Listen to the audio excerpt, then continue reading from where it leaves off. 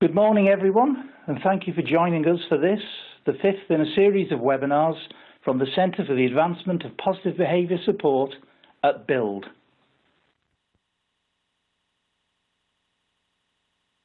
The aim of the webinar series is to support the development of PBS practice, and we are grateful to the Department of Health, NHS England and Skills for Care for their support.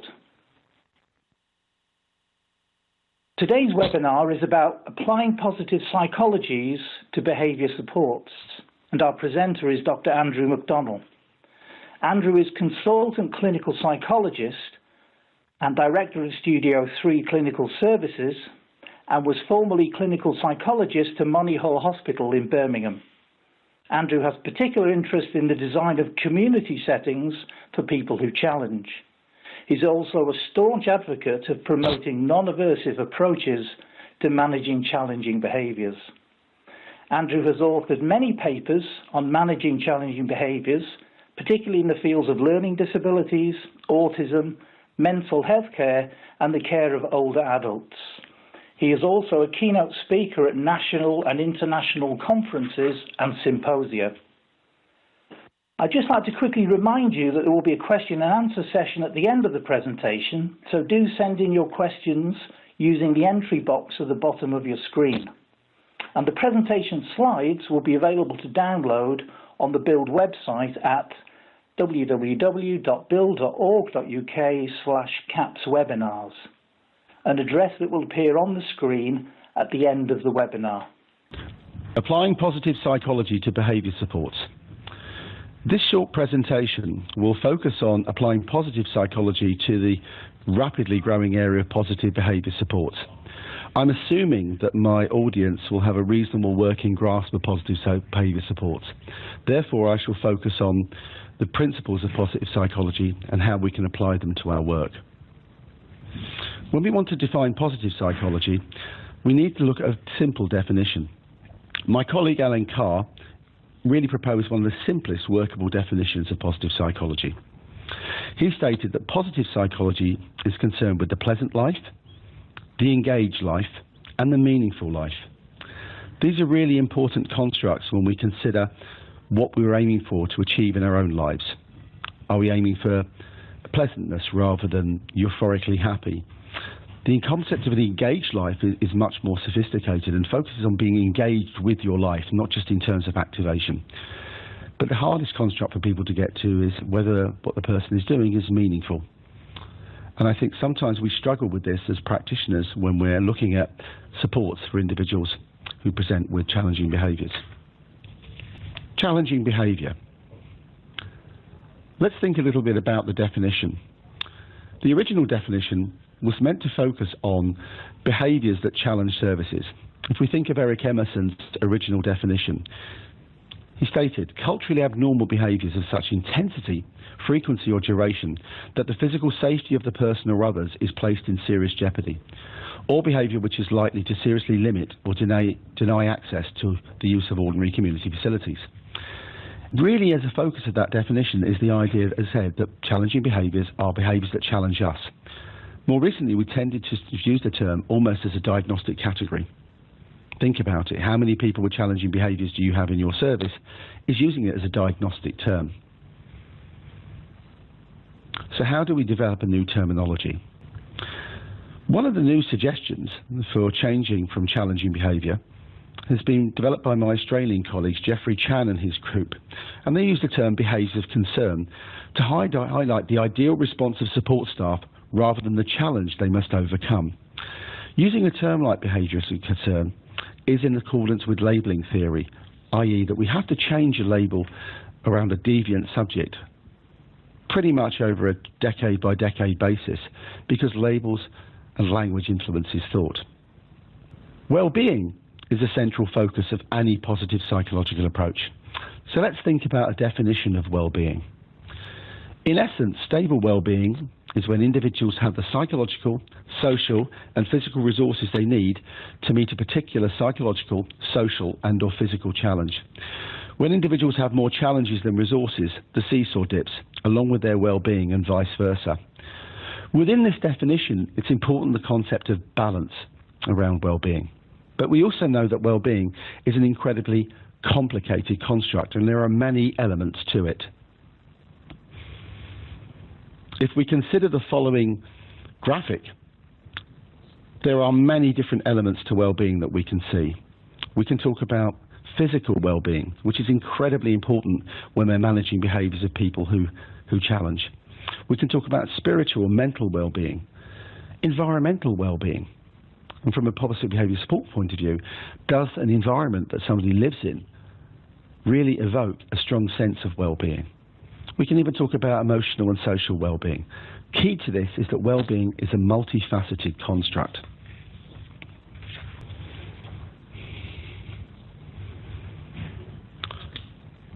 Well-being can also be associated with other health indicators. Diener and Chan in 2011 focused on a number of very positive aspects of well-being. Greater life satisfaction seems to be present with well-being. Absence of negative emotion. Optimism, which is very interesting when we think about supporting people who challenge. Are people more optimistic in their focus? It's important to understand within this definition that we're not talking about just the well-being of the people we support, but the well-being of staff as well. We're taking a holistic approach to well-being. And finally, the presence of positive emotion. All of these are important elements in terms of longevity and health. Even looking at positive emotion can be a complicated subject. Barbara Frederickson has focused on a number of different elements of positive emotion.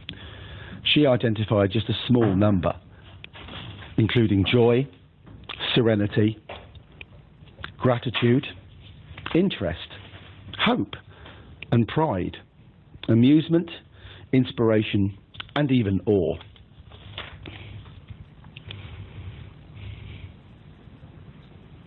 There are clear health benefits of well-being.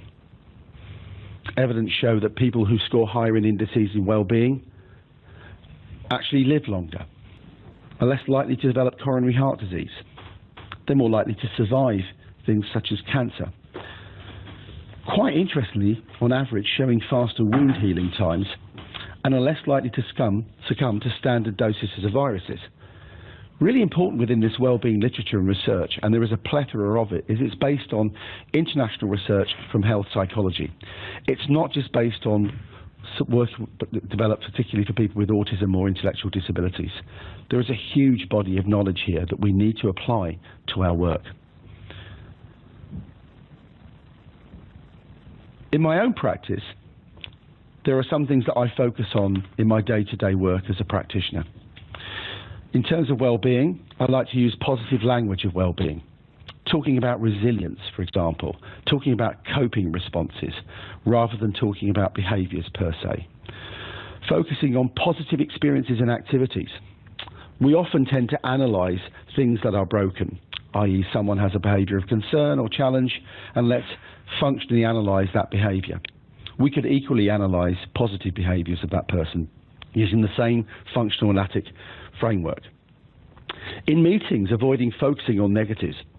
We all know how difficult this is to achieve when people are stressed and are struggling to cope with someone who can present with quite severe challenges. I think also, finally, for me, it's about modelling positive engagement with people, walking the walk as well as talking the talk. People need to see us as practitioners use this positive language and dwell on the positive. I would like to stress here that I'm not talking about some narrow North American view of positive psychology, the kind of happy, clappy world that people want to exist in. This is very much focused on, as practitioners, how we relate to the individuals we support. Another element to focus on around well-being is the concept of stress. Most people can identify when they are stressed. Interestingly, some of the people we support do struggle to identify when they're stressed. But when we look at stress or think about stress, there is a simple framework to understand stress in the context of coping. Lazarus and Folkman in 1984 published possibly one of the classic articles on stress and psychology. This work has really not been bettered over the last 25 years, in my opinion. most of the core principles around stress and stress management derive back from the original work of Richard Lazarus and Susan Folkman. They describe particularly a transactional model of stress, emphasize that stress is an interaction between an individual and his or her environment. Important within that is the interaction between carers and staff and that person. What we see then is stress as something that occurs within those interactions. Therefore, it's easier to talk about stress within an environment, stress within the person we support, and stress within the supporters. Similarly to the original definition on well-being, Lazarus and Folkman argued that stress occurs when the demands of stressors outweigh the coping responses, and there is a clear interaction between environmental and physiological events. Really implicit in this model is also how we appraise threat. Think about some of the people we support who might even see things that are threatening because of a state of hyperarousal that you or I would not normally witness as threatening. A cup being moved into the wrong position, somebody moving towards someone, perceiving them as moving them a lot faster. Key to this model, though, is the idea that stress is transactional in nature. It is not something that we put within the individual person concerned. This idea of stress and coping is critical. Coping strategies are part of a positive psychological approach. We can identify when people when they're stressed, but it's very difficult to focus on coping. Coping strategies are really what maintain us in society, not our stress levels. So, for example, in our model and this approach, you can have quite high levels of stress to be exposed to as an individual service user or a member of staff or carer. But if your coping levels are very high, you can cope with a great deal. Therefore, some of our positive psychological interventions tend to focus on positive coping of carers and supporters. Another crucial element is physical well-being and having a strong physical well-being focus. The international research on stress and physiological stress shows that increasing any cardiac activity is a benefit to an individual.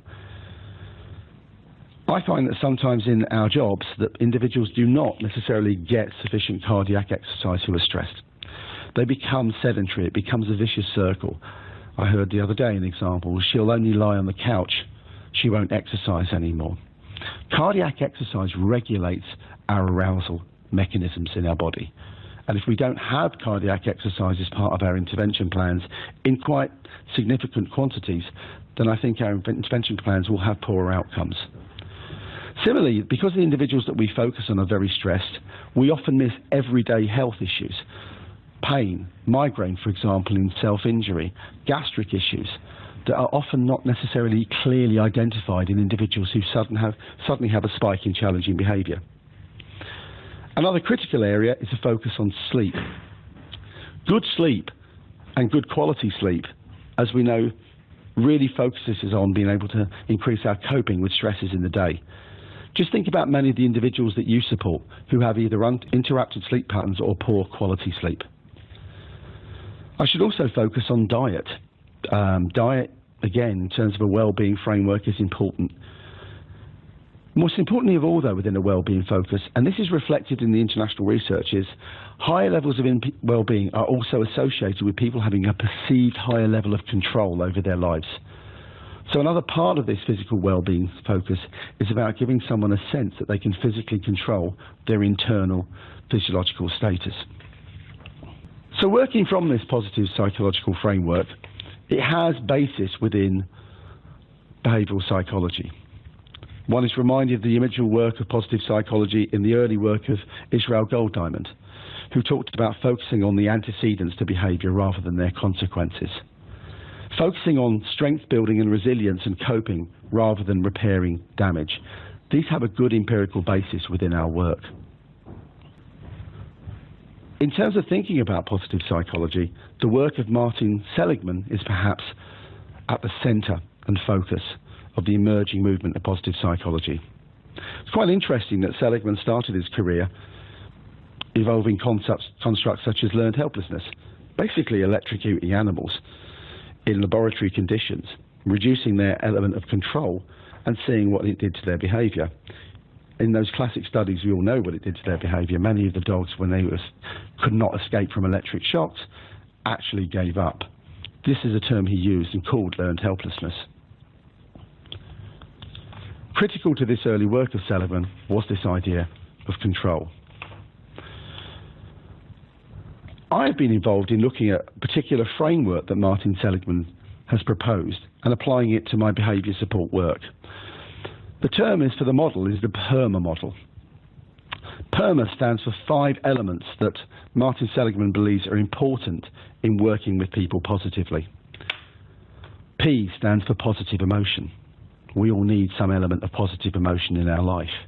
E for engagement, but with that again he means the broader term of engagement, not just the narrow focus on activation.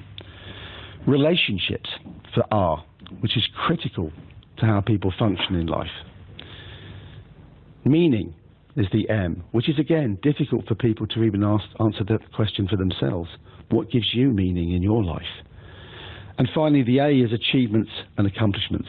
Without those achievements and accomplishments, we cannot really function very well in society. So let's consider some of these elements in turn. Let's start with positive emotions. We know that feeling good helps us to perform our work better and study.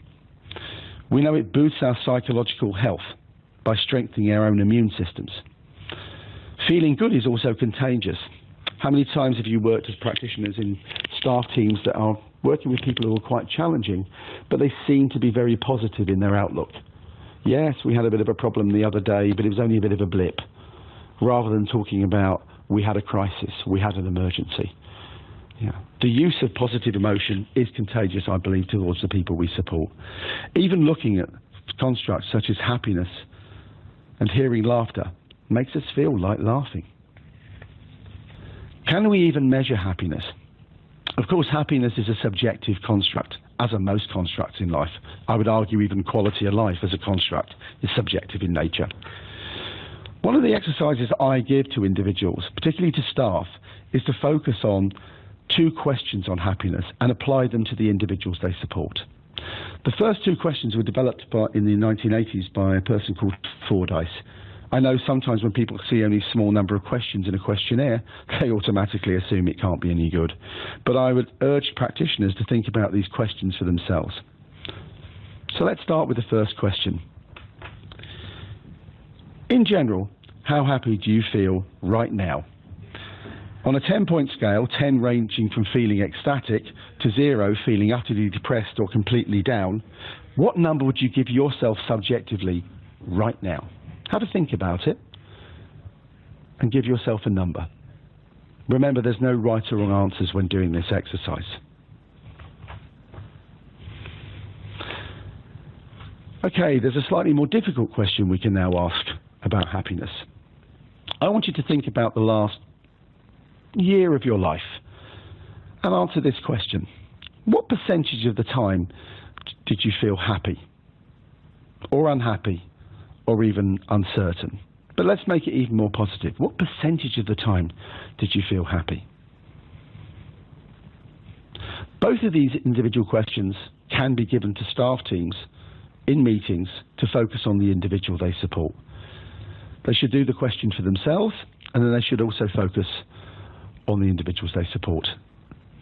Often you'll get resistance when you do this exercise with people saying, well, why is this important? It's the process of getting people to think about happiness and positive emotion that's critical to enhancing our work in positive behaviour supports. There are answers to both these questions, but these are meta answers, so they're fairly meaningless. The answer to the first question is an average of 6.9 internationally. The second answer is around an average of 54% or even lower. Key to this isn't the actual figures.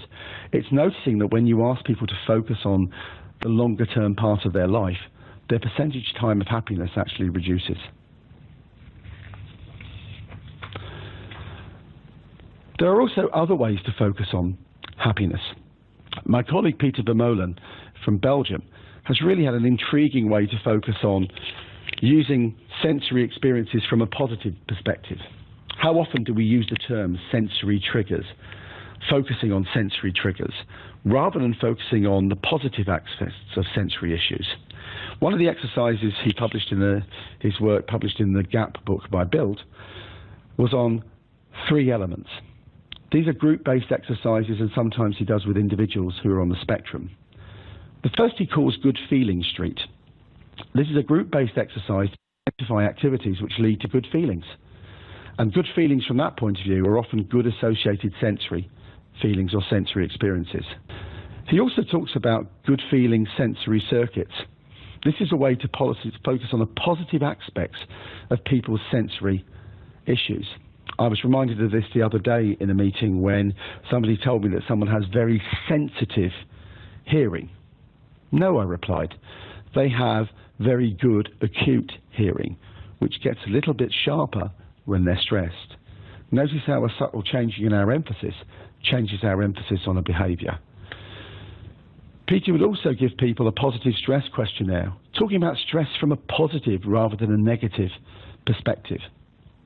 I think this type of work we really need to focus on more as practitioners, to really understand that rather than focusing on behaviour, we're focusing on stress. And we're focusing on the positive elements of people's traits rather than the negatives. Another exercise that I use, developed from Martin Seligman's work, is called the 3 Good Things exercise. Often when people are struggling to think positively about individuals or things in their life, Martin Seligman suggested an exercise called the 3 Good Things exercise. Often he'll ask people to write down 3 good things that went well each day and their causes every night for 1 week. In some situations, I actually get individual staff members to fill this in several times a day. 3 positive things that have happened on this shift. 3 positive things that have happened this morning. It's really about forcing people to try and think about the positive elements of their engagement. Important in this also is to ask people to provide some kind of explanation for why someone feels positive. Quite often we find that people will use phrases like, I don't know, I'm not sure, I don't know why that was a positive experience. The key element to the 3 Good Things exercise is that it's a staff-based, carer-based intervention predominantly, but it can also be adapted for use with people we support. Okay, let us think now about engagement within this PERMA wellbeing framework. Engagement can be achieved in many ways. Activities such as running, computer games, chess motivate us. You know, if you have a job you love, we're highly motivated and engaged and enthused. One of the interesting aspects of engagement, though, is the ability to tune in and tune out of our work. The key element sometimes around physical engagement does involve physical exercise. So let's think a little about physical exercise. There are regular, obvious benefits to people's stress and anxiety from exercising regularly. But let's look at the people that we work with, both the staff and the service users. Ask people, how often do you routinely exercise in your lifestyle, in your life, average week? Some figures are less than 20%. So even the people who are supporting people with challenges are probably not focusing on a primary intervention to reduce their own stress. Similarly, we know that exercise has a great benefit on some of the biological mechanisms in the brain around cortisol. I don't really have much time to talk about cortisol today, as this is not a biology talk, but if you think about cortisol as one of the stress mechanism hormones, cortisol is linked to adrenaline. So often when we have a fight or flight response, the initial response increases adrenaline. That drive energy that we get in our body often comes from the cortisol network. When people are stressed, we know that cortisol levels tend to elevate and are very, very difficult to reduce. We even know that actually regular periods of exercising can even affect other types of behaviours. There have been a number of studies in this field. I quote one of the oldest ones by McGimsey and Favell, but there are many others. So one of the things to think about as well is, are we considering things like the physical fitness level for the people we support? So physical exercise is very important for how we can tune in and tune out of life. Some of you might be familiar with the concept of flow. We know that cardiac exercise focuses on engagement. We know that cardiac exercise serves a de-arousing function, but we don't do enough of it. Personally, I don't particularly like cardiac exercise, but I choose to do it because I know it's important for my health. Within positive psychology, the concept of a flow state is really important. Yeah? Flow is a really important construct in our behaviour support work. For us, flow occurs when we completely immerse ourselves in an activity in such a way that we tune out from everything else around us. Athletes often refer to being in the zone when they run, that they reach a point where they're tuning out from all the environmental stimuli around us. According to the psychologist Csikszentmihalyi, and you get an extra point if you can pronounce that name properly, a flow state can also be achieved when skills and resources available to an individual are fully engaged in managing an activity. In my own work, particularly with people with autism, I have found that there are other states that can achieve, other activities that can achieve a flow state. I've watched individuals stack Lego bricks, almost tuning out from everything else around them. That's a flow activity for somebody that we support on the spectrum. My colleague Damien Milton talks about playing table tennis as something where he can achieve a routine flow state. Moving on to the concept of relationships within the PERMA framework or the positive framework. We know, for example, from research that socially supported relationships within families and close groups, they're associated with greater well-being. Many of the people that we support do struggle with family supports and supports from staff and relationships. Often some of the people that we support see staff regularly come and go. They develop a relationship with someone and then they leave. This is really, really, really difficult for individuals when they're trying to really focus on their own well-being. So interventions that increase engagement and relationships are quite important. One area that I would identify to people that's underused is the use of the internet for developing relationships, particularly social media. We often perceive the internet as something negative and almost demonize it, but actually for a number of the individuals we support, it's a lifesaver and an actual life raft to understand how to communicate with people in society. Obviously, when we're working with challenging people, relationships are important. Let's think about this initially. Many challenging behaviours can be inadvertently triggered by carers or staff. Individuals may be difficult to support because they appear explosive. If you're working with individuals whose behaviour is literally up and down, it's very hard to maintain a positive relationship with that person. I'm reminded of a Swedish study by Mats Lundström and his colleagues who, when he interviewed staff after acts of violence, and this is in services for people with intellectual disabilities, he found over 50% of those staff reported feeling angry after an incident. So where does all that anger go? Again, within our framework, we must focus on staff relationships. Interestingly, with the whole IT argument, I quoted an interesting study here from Harvard fairly recently, showing how IT is impacting on relationships. 25% of couples have texted a partner when in the same house. Have a think about that. There are many individuals that I work with now where we actually encourage texting because it's a simpler form of social communication than standing face to face with someone. Moving on to the concept of meaning. We know this is a deeper construct. What gives you meaning in your life? A very hard question to answer sometimes. I think for me, I might talk about my children and my work. I'm very lucky does give me a sense of meaning and purpose. Living a meaningful life, in essence, is attaching oneself to something larger than oneself. Sometimes we need to feel that we have some kind of greater purpose.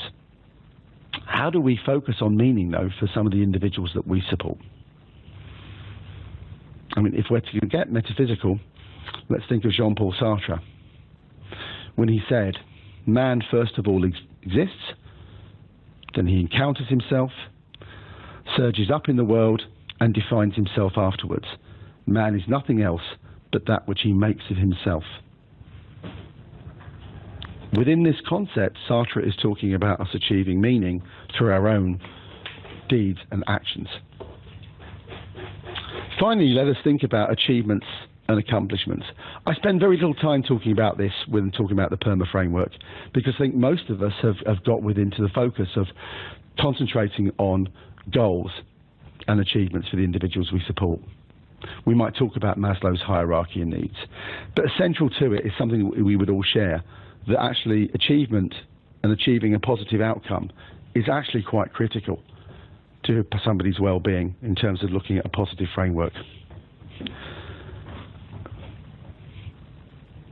Empathy and double empathy. I make this point when doing my own behaviour support work, that often we don't consider enough about empathy and double empathy. Many advocates, for example, of theory of mind in autism argue that people with autism lack empathy due to the fact that they struggle to take the perspective of others. In my experience, though, empathy is also problematic for a number of the people who support individuals with challenge. My colleague Damien Milton referred to this as a double empathy problem, where carers also struggle to empathise with people with autism. I think this doesn't just apply to people with autism. I think this applies in general to some of the work that we do. You know, encouraging empathy is a key positive component of any intervention. We need to focus on the fact that the person we support has feelings just like me. The person that we support can become stressed. The person that we support might have been traumatised. Concentrating on empathy as a positive psychological intervention is something that can be created within a positive interventions framework. Encouraging more control. I've mentioned from the health psychological literature that high perception of control is associated with good well-being outcomes. Often within my own work on behaviour management, which we call low arousal approaches, we've emphasised that in crisis situations that sometimes staff and carers need to give up some control. They need to give a sense of control to that individual rather than try to contain them and control them and place too many rules on them in a crisis situation. But we also need to think about this even in terms of restraint and other elements of control. What are we teaching people every time that we do this? Allowing a person to regulate and control, to me, is a crucial element to any intervention that we try to achieve. And encouraging self-regulation is a critical element of that process. So let's think about how we encourage self-regulation. Often self-regulation can be misperceived as something else, and it's a critical component of most interventions. Consider the following example. John shouts and threatens staff daily, but he used to hit them in the past. John has been observed that he damages more property, but he used to hit staff in the past. One could view this as John's challenging behaviours have changed or altered, but we could also view this as John has attempted to increase his regulation of his behaviour. In this particular real-life example, the person John, when I asked him, how come that you break things more now and you don't hit staff? And he said, I don't want to hit staff because they're okay with me. He really did make me think about my work and my life. One final element is the case for positive recording. This is something I believe most passionately about, and there's very little literature to back it up at the moment. But as a practitioner, it's something we use a lot. Think about it yourself. We record negative behaviours on a regular basis. Often we do that within our functional analysis and functional assessment approaches. There is a danger that this creates a very strong negative mindset. Now, I'm not saying that we shouldn't use ABC style analysis, but we need to bear in mind that every time a member of staff or carer fills out one of those forms, they are going to be focusing on a negative target behaviour. One of the exercises I use a great deal in my work, and it's something now that I'm interested in developing some collaborative research with individuals, is focusing on using these frameworks for positive behaviours. Take an every simple day ABC type format recording system, but use the target behaviour of smiling, happiness, or an act of kindness, and get individuals to fill that out for a few days. You'll find that you'll be able to produce a functional analysis of smiling and happiness behaviours in some of the individuals you support. But I do have a word of warning that some of the individuals that I work with, and I'm talking about staff as well as individuals with challenges, often struggle to fill these forms out. A member of staff said to me recently, it feels weird to put a positive behaviour down on an ABC format. But therein lies part of the aspect of applying positive psychological frameworks to our positive behaviour support framework.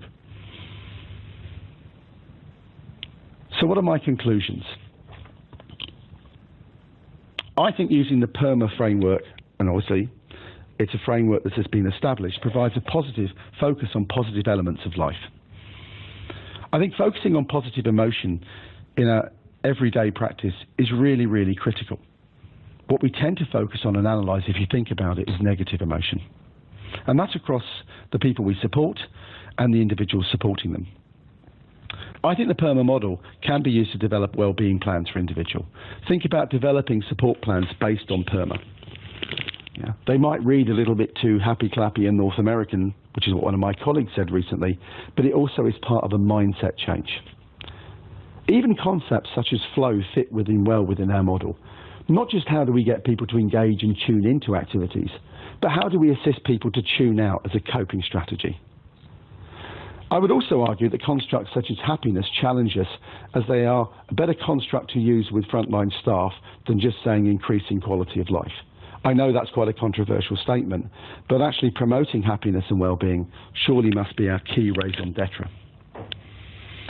Finally, what constitutes happiness and well-being from a person on the autism spectrum may differ from our own neurotypical perspective. Primarily, happiness is a subjective element. I've placed down some online areas here for further information. But what I would like to focus on now is the fact that for this webinar, please feel free to post any questions you like on this presentation. This is a growing and emerging area, and I can't say that we have all the answers. But if we can put more positive in the P for positive behaviour support by using positive psychological interventions, then I think we'll improve as practitioners. Okay, I have a question from John Smith. The question focuses on control and health issues. John points out, quite interestingly, that attempts to increase control has sometimes had negative outcomes psychologically, depending on the illness in question. Does this also then apply to different presentations or neurodevelopmental conditions? I think the answer to that is the general concept of promoting self-control. How that's operationalised in studies is very biased by measurement. I think the condition you have, your life experiences, depends on how much of an impact you'll get from increasing or enhancing control. But we must remember the interventions that are being used are very limited in that health psychological research, and the measurement used to picking up is usually questionnaire-based. Certainly as a practitioner, I think we need to be careful that we don't just say, well, let's give over loads of control to people who historically have never had that. And I think if we were to do that and we were thinking about it from a classic extinction burst methodology, you would end up saying, well, we would need to give that time. So I think the studies are inconclusive at the moment. It's an excellent question and would need a lot longer than a seminar such as this. So I'd be happy to take that further. Okay. Julie Gale from Lifeways Group. Can you recommend any tools that can measure someone's current wellbeing level in order that there be a later comparison? Very interesting question again, Julie, because it depends on your orientation. The answer is there are tools that have been developed around emotional well-being and subjective well-being. But similar to quality of life, these are subjective measures. And one of the things that I would get you to focus on would be a real focus on thinking about an individual's experience. So if we were to look at an individual or indirectly via their carers or supporters and asking what are the most important things to fit with that person's well-being, I've used the PERMA model to use those 5 key questions. How does positive emotion manifest in this person's life? Are they engaged in their life, their relationship, meaning, achievements and accomplishments? I would put it in their health as well. There are very basic questions we can ask people directly and others, because this is a subjective term. Relevant to the last question we actually took, I can say that you might move 10 points on a questionnaire on subjective well-being, but for some individuals it's subjective. That 10 points can be enormous, for others it can be minuscule. So I think designing a more individualised approach to assessing well-being on a case-by-case basis, it actually fits with the traditional view of behaviour analysis, even in Skinner's day. Focus on an individual, focus on their milestones and points and changed. That's really where I would start. Wow, okay. Some complicated questions coming here this morning. Okay, from Sarah Leach. In our experience, it's usually not too difficult to get staff to focus on positive events and think about concepts like PERMA. In fact, they're usually very enthused to have positive ways to thinking. Yeah? Right, you've got 2 components to this question, Sarah. I actually don't agree with that. I think people talk about positive things. Talking and doing are 2 completely different things. And I think we probably agree with that, Sarah, that this is about the physical act of doing, the physical act of writing something down that actually is something positive about someone, not just talking about it. There's quite a lot of interesting studies in cognitive psychology now that shows that very act of doing that makes a difference. To give you another example, debriefing by talking about your issues can be enhanced for some people by writing those things down, writing your experiences. So it's quite a difficult area to kind of just focus on. But you had a second part to your question. Can I just see that there, Peter? Because there's two parts, really. Yeah. Second part to your question is thinking about organisational systems level where risk management and ability to manage difficult specialist behaviours are overriding values of the company in the end and more reinforced staff. Any ideas about how to change the culture at an organisational level? Second part of your question, Sarah. I think obviously no one would argue that organisational culture is critical to any significant changes to do, whether they're PBS, whether there are any other kind of initiatives. I think quite often middle managers, and my colleague Roy DeVoe will agree with this, get ignored. They tend to be the people who have to answer the difficult questions. They have to role model best practice. To give you an example, recently I was at a conference with over 100 people at it who all agreed with the PERMA framework and said they thought it was wonderful. When I asked how many of them actually even went to the gym regularly, 4 hands went up. When I asked them about mindfulness, a handful of hands went up. When I asked them about how they tune out and relax, people struggled. And I think part of the approach here is to focus on us rather than the people we support. So from an organisational perspective, really trying to get an organisation to accept that we need to role model best practice around wellbeing and stress management. That's where I would start. And I think sometimes targeting particularly minimal managers and actually people at the top of organisations to say, are you buying into this? Because otherwise, like any other kind of approach, we might get some buying at the shop floor level. But I just think it's interesting that there's a difference between talking and doing again. People talk about stress management, they talk and understand the concept, but in practice, do they exercise routinely for their health? And the answers are much more equivocal. Right, who have we got next? Okay. Sophia Hallett. I found it difficult to apply positive approaches to meaningful if the behaviour displayed is wholly self-destructive. How can we encourage self-regulation and control whilst keeping an individual safe? I presume by this, Sophie, we're talking about self-harm and self-injury. I'll make that assumption at the moment. In terms of a positive approach, there are questions around behaviour management which always have to be addressed. There is no point in working in an individual if they are unsafe. You know, we can talk about all our highfalutin ideas and approaches. I think, just as a word of warning around this area, you can still engage people in positive experiences, both from a sensory and a practical level, which can reduce people's heart rates and their stress. So even with people with quite profound learning disabilities, we can come up with a positive psychological intervention based on stress reduction. But absolutely, wholeheartedly, we have to manage behaviours. That's why we talk about proactive and reactive approaches, of course. You know, proactive needs to be associated with good reactive strategies. And I think that's something that I would certainly sign up to. Okay.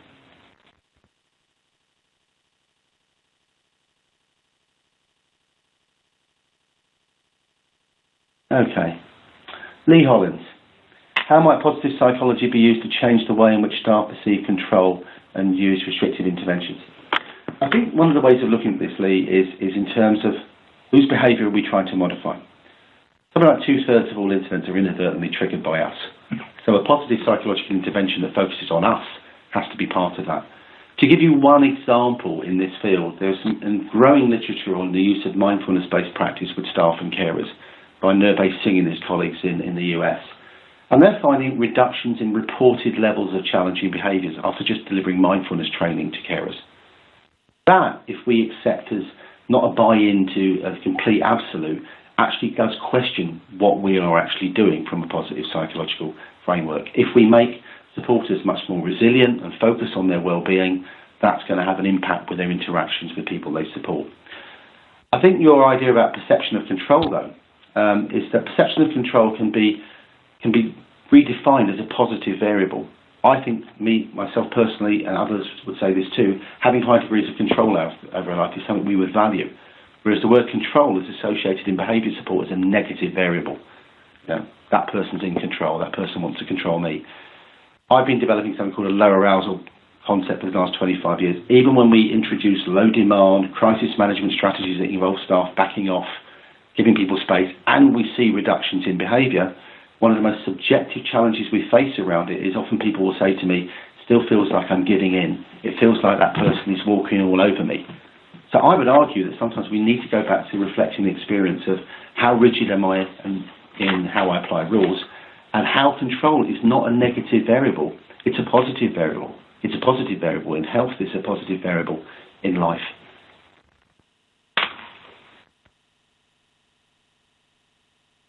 Okay, Sonia Roper. How can we promote physio-cardio activities for service users with limited mobility to the level of promoting well-being? I think there's a general problem around cardio, which is that we know that cardiac exercise from a stress and physiological point of view is enormously beneficial. And the evidence base internationally across many fields is almost embarrassing. So one of the first questions is, if it's so good, why don't we do it? And I think your question is two-tier for me. The first is, promoting routine exercise of all kinds is difficult, especially, just a little word of warning, if you associate exercise with weight loss, you're less likely to engage in exercise than more recent studies have shown. Because you won't see your weight necessarily plummet, but actually exercise is actually beneficial in general for your physiology. So if we talk about people in wheelchairs, I've certainly had some experience where we've had excellent work from physios, introducing wrist weights, introducing movement to music. It all counts as cardio in the end. And actually, if it can be fun, like anything in life, it's more meaningful and easier to achieve. So I would actually probably go back to some of your OTs and physios if you have access to that. But it's really, really simple stuff. I know of one personally, a sports coach who actually specialises in increasing exercise for people who have physical and other disabilities. So it's possible and it's doable. But finally, thanks again to Dr. Andrew McDonnell for today's excellent presentation. Goodbye.